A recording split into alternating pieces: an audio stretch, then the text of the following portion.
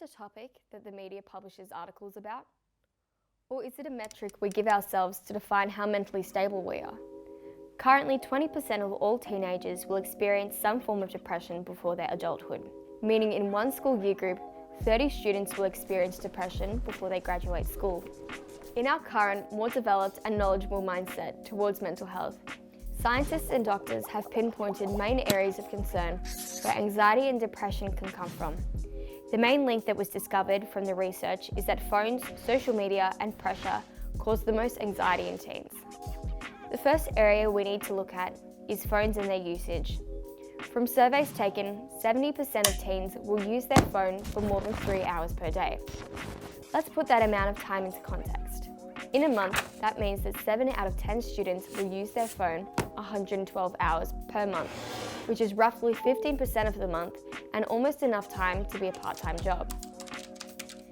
Now that we've discovered how long the average teen would use their mobile phone, let's see how this amount of time on their phone could affect their mental health. When using your phone to that extent, it increases the chance of mental laziness, disrupted sleep, and social emotional skills occurring. To understand how social media affects teenagers, you first need to understand the process of why social media is an effective business venture. The social media industry is completely reliant on people watching and scrolling through content, which therefore means that large corporations will go to any length to keep people watching social media. This reliance on consumers to scroll through endless amounts of content is a battle that social media companies have to keep fighting. This is a disadvantage for teens because they are losing this uphill battle.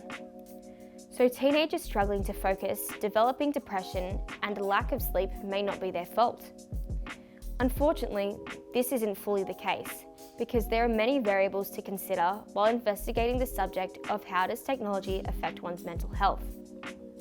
The variables to consider whilst investigating this topic is the genetics of a person, which can influence how an individual reacts to technology, and if the technology is the cause of the side effects listed.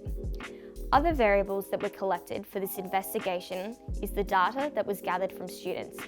This data may not be 100% accurate, but an unyielding guide of how it affects teenagers in the modern world.